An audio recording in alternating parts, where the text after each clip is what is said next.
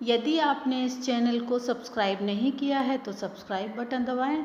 नए वीडियो की सूचना पाने के लिए बेल बटन भी दबाएं। नमस्कार, DMA India online YouTube channel में आपका हार्दिक स्वागत है। आज हम ए सरोकार के इस खास एपिसोड में बातचीत करेंगे सीवर में मौत के बारे में। साथियों, चाहे किसी की मौत सीवर में हो या किसी और तरीके से मौत हो, मौत हमेशा दर्दनाक होती है।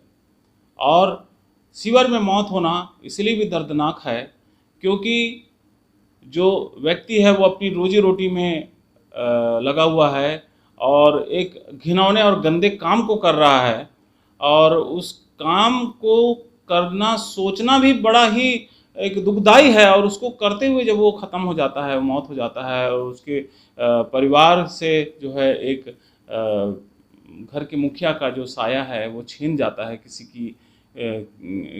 किसी का पिता छीन जाता है, किसी की पति, किसी का बेटा छीन जाता है, तो निश्चित रूप से बहुत दुखदाई है। और आज जो है इसी पे हम बातचीत करेंगे कि क्या इसके पहलू हैं, सीवर में काम करने वाले जो है पहलू, उसके बारे में बातचीत करेंगे। और बातचीत करेंगे कि किस प्रकार से जो है हम इन समस्याओं से निजात पा सकते हैं, हमें क्या करना चाहिए, तमाम पहलुओं पर आज जो है बातचीत करेंगे। तो मेरा आपसे ये रिक्वेस्ट है कि पूरा वीडियो जो है आप ध्यान से देखिए और इसको शेयर भी कीजिए, साथ में लाइक भी करिए और कमेंट्स ज़रूर करिए।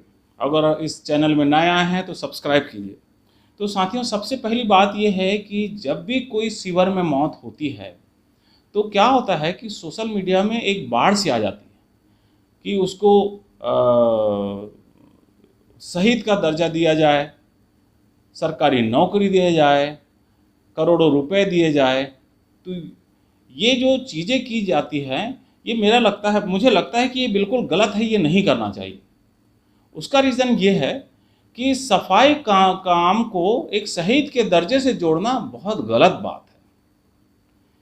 एक सैनिक है जो कि दुश्मनों से लड़ते हुए या शांति व्यवस्था बनाते हुए, शांति काल में सैनिक जो है वो समाज सेवा का काम करता है, बाढ़ में जाके काम करता है, कोई इमरजेंसी में जाके काम करता है, और उसमें उसकी जो मौत हो जाती है उसको शहीद का दर्जा दिया जाता है। लेकिन यहाँ पर जो है शहीद का दर्जा दिए जाने वाली जो तर्क दी जाती है, ये बहुत गलत है और मैं इससे बिल्कुल भी सहमत नहीं हूँ। निश्चित रूप से मेरी सहानुभूति सीवर में मौत होने वाले व्यक्ति के लिए है और ये बहुत गलत है, नहीं होना चाहिए। निश्चित रूप से मेरी सहानुभूति है, लेकिन शहीद का दर्जा जो देने की जो बात की जाती है बहुत गलत है। शहीद का दर्जा जो है बिल्कुल भी नहीं दिया जाना चाहिए, क्योंकि सबसे पहली बात यह है कि आपको अगर सीवर में मौत होती है तो सबसे बड़ी बात यह है कि डॉक्टर अंबेडकर ने ये कहा था कि आप गंदे पैसे को छोड़ दो, लेकिन आप नहीं छोड़ रहे हो। गंदा पैसा आप नहीं छोड़ रहे हो, उसको लगातार बनाए हुए हो, उसमें सुविधाएं की मांग कर रहे हो, और उससे आपका जो पूरा पीढ़ी है वो पूरी पीढ़ी आपकी बर्बाद हो रही है। आज एक सामान्य जो व्यक्ति है वो मर जाता है, लेकिन वो किसी का थूक भी साफ करना जो है वो नहीं चाहता। ऐसी परिस्थिति में अगर आप किसी का मैला साफ करने के लिए उसको मैला के गड्ढे में, जिसको सीवर कहते हैं, उसमें आप उतरते हो और उसमें मर जाते हो, तो भाई मुझे ये बताइए कि किसने आपसे जब कहा कि ये काम करने के लिए, किसने आपसे कहा कि आप ये काम करिए, और किसी ने क्या आपके साथ ज़बरदस्ती की मैला के गड्ढे में घुसने के लिए? क्या कोई ऐसा कानून है कि आप ये काम नहीं करेंगे तो आपको जो है वहाँ से आपके ऊपर कोई कानूनी कार्रवाई की जाएगी? ऐसा कुछ भी नहीं है। अंग्रेज़ों के शासन में ज़रूर ऐसे कुछ कानून थे जो कि सफाई काम करने से या इस तरह से मल वगैरह का काम करने से अगर आप मना करते हैं तो आपको ऊपर कानूनी कार्रवाई की जा सकती थी। लेकिन डॉक्टर अंबेडकर के द्वारा बनाए गए संविधान में इस क्लॉज को पूरी तरीके से हटा दिया गया, और हर व्यक्ति, सिर्फ सफाई कामगारों की बात नहीं है, हर व्यक्ति अपने पुश्तैनी कार्य को छोड़ करके दूसरा कार्य करने के लिए उसके पास अधिकार मिल चुके हैं। तो उन अधिकारों का प्रयोग जो है वो करना चाहिए। देखिए, डॉक्टर अंबेडकर जो है वो बम्बई में महार बस्ती में जब वहाँ पर अपनी बात को रखने के लिए गए, तब उनको जो वहाँ पर पता चला कि महार बस्ती के कुछ लोग जो हैं वो गंदा पैसा से जुड़े हुए हैं। तो उन्होंने साफ साफ कहा कि गंदा पैसा में जितना भी सुविधाएं मिले, जितना भी पैसा मिले, आपको वो पैसा नहीं करना चाहिए, वो पैसा छोड़ देना चाहिए, क्योंकि उस पैसे के कारण ही आपका स्वाभिमान गिरता है और आपका अपमान होता है। दलित जो है अछूत क्यों कहलाए? दलित इसलिए अछूत कहलाए क्योंकि दलितों ने जो है गंदा पैसा अपनाया हुआ था। तो इस जितना जल्दी हो सके इस गंदे पैसे को छोड़ देना चाहिए। दूसरी बात यह है कि बहुत सारे संगठन हैं, आप देखिए,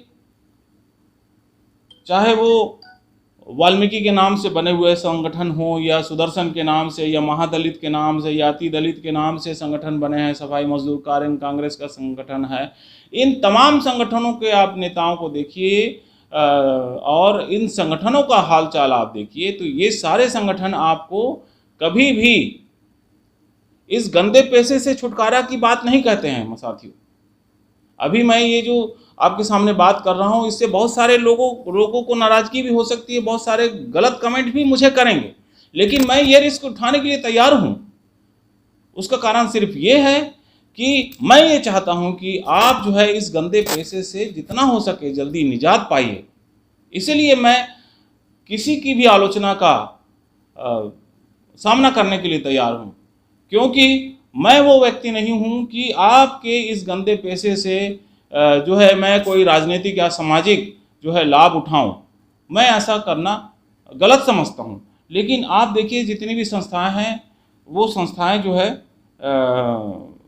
इस तरह से काम करती हैं कि आपको वो बोलेंगी कि आपके साथ लड़ेंगी कि गम बूट का सुविधा दिया जाए, सैलरी बढ़ा दिया जाए, ठेका प्रथा बंद कर दिया जाए, परमानेंट नौकरी दिया जाए, कंपनसेशन में नौकरी। क्यों भाई कंपनसेशन में नौकरी सफाई कामगारों को मिलेगा? मतलब ये है कि जो वो काम कर रहा है उसके बाद उसका बेटा भी वही काम करता रहे।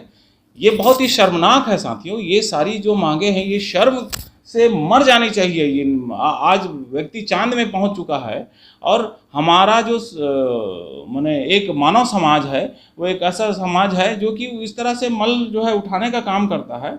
ये बहुत ही गलत बात है और मुझे लगता है कि जो ठेका प्रथा सरकार ने जो चालू किया है ये बहुत अच्छा है। इसका काफ़ी अच्छा भी परिणाम निकला है। बहुत सारे लोग जो है पहले जब ठेका प्रथा नहीं था तो अच्छी सैलरियाँ, मोटी सैलरियाँ मिलती थी सफाई कामगारों को। इससे क्या होता था कि लोग जो है ये काम छोड़ना नहीं चाहते थे, लेकिन ठेका प्रथा होने के कारण सैलरी कम हो गई और सुविधाएं कम हो गई। इससे ये एक फ़ायदा मिला कि बहुत सारे लोगों ने पढ़ना लिखना चालू किया, क्योंकि जब आपको अड़चन चालू होता है तो आप उससे लड़ाई करते हो तो लोग दूसरे नौकरियों में गए।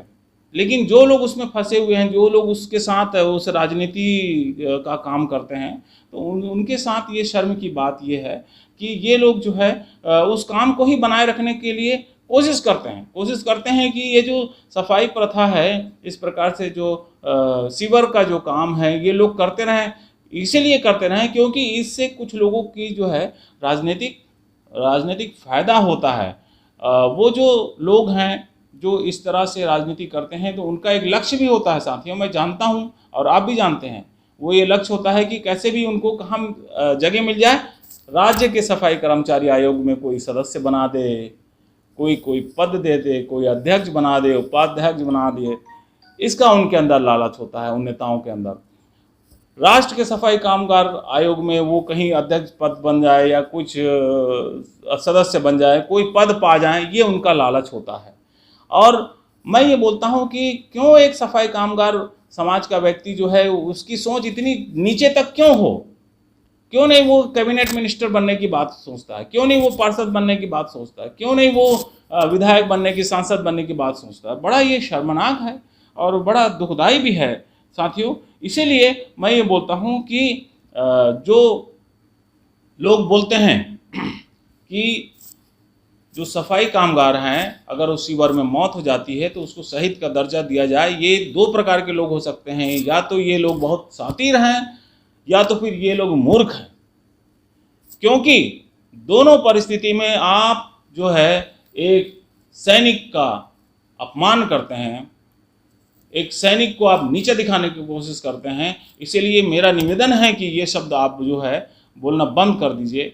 निश्चित रूप से अगर आपको लगता है तो आप सहयोग कीजिए, जो आपसे बनता है रुपए पैसे जैसा भी बनता है आप उसको सहयोग कीजिए। सिर्फ मुँह जुबानी या व्हाट्सएप खेलने से जो है सहयोग नहीं होता। आप शासन से मांग कीजिए कि अच्छे कंपनसेशन मिले, अच्छी सुविधाएं मिले, पुनर्स्थापन हो। और ये मांग करना चाहिए सारे संस्थाओं से। तो मैं यही कहूँगा कि हमको ये मांग करना चाहिए कि जो है सफाई प्रथा को समाप्त कर दिया जाए और मशीनों से सफाई का काम किया जाए, ताकि एक मानव दूसरे मानव का मल उठाने का जो अपमान जो उसको सहना पड़ता है वो अपमान वो ना सहे, ऐसी कोई व्यवस्था होनी चाहिए। लेकिन मुझे मालूम है कि ये सारी संस्थाएं जो है जो सफाई कामगारों के ऊपर, जो वाल्मीकियों के ऊपर, सुदर्शन के ऊपर, दलितों महादलितों के ऊपर जो काम करती हैं वो ऐसा मांग नहीं करेगी, क्योंकि इससे उनकी राजनीतिक रोटी सिकनी बंद हो जाएगी। जो उनकी रोजी रोटी चल रही है, जो इससे लाभ कमा रहे हैं, जो नेताओं से आपके वोट का जो है बिजनेस करते हैं, धंधा करते हैं, ऐसे लोगों का जो है वो काम जो बंद हो जाएगा। इसीलिए ये लोग कभी भी इस गंदे पैसे से छुटकारा लेने की बात नहीं करते हैं। कुछ लोग कहते हैं कि संजीव जी आप कहते हैं कि गंदे पैसे को छोड़ दिया जाए, तो उसका क्या ऑप्शन आप देंगे? तो मैं ये कहता हूँ कि आप मुझे ये बताइए कि जब चमार जो वर्ग है, महार वर्ग है, इन लोगों ने अपने गंदे को पैसा को छोड़ा तो इनके पास क्या ऑप्शन था? आज तो बहुत सारे ऑप्शन हैं, मुझे ये बताइए कि क्या ऑप्शन था? कोई ऑप्शन नहीं था। लेकिन फिर भी इन लोगों ने रिक्शा चलाया, हमाली किया, मजदूरी का काम किया और भूख प्यास से ये तड़पते रहे, लेकिन फिर भी इन लोगों ने उस गंदे पैसे को नहीं अपनाया। और आज आप देखिए कि उनकी स्थिति क्या है और सफाई कामगारों की स्थिति क्या है, सफाई कामगार समाज की स्थिति क्या है। तो जो भी समाज बाबा साहब के आदेश पर चला है, उनके कहे गए बातों का अनुसरण किया है, वो आज कहीं का कहीं पहुंच गया। बाबा साहब ने दो बातें कही थी। पहली बात ये थी कि अपने इस गंदे पैसे को छोड़ दीजिए। दूसरी बात थी कि अपनी गंदी बस्तियों को छोड़ दीजिए। जो भी जातियां आगे बढ़ी हुई है, आप इनके तरफ नज़र उठाइए, देखिए उन जातियों ने ये दो बड़े काम किए हैं। और मैं ये कहता हूँ कि ठीक है आपकी मजबूरी हो, आप बस्ती नहीं छोड़ पाते हैं, लेकिन आप पैसे तो कम से कम छोड़ दीजिए। फिर आप देखिए कि कैसे विकास होता है, कैसे आप आगे बढ़ते हैं। साथियों, मेरा मकसद था कि मैं कुछ सच्चाई से आपको रूबरू कराऊं। अगर आपको मेरी बात अच्छी लगती है तो आप ज़्यादा से ज़्यादा इस वीडियो को शेयर कीजिए। मैं चाहता हूं कि ज़्यादा से ज़्यादा लोगों तक मैं पहुंचूं और अपनी बात को कहूं। और कमेंट्स करिए, अपनी राय से मुझे अवगत कराइए और बताइए कि और कैसा क्या किया जाए कि इस जो सफाई कामगार समाज है वो तरक्की कर सके, वो आगे बढ़ सके। और आपने इस वीडियो को ध्यान से देखा साथियों, मुझे बहुत अच्छा लगा और बहुत बहुत धन्यवाद।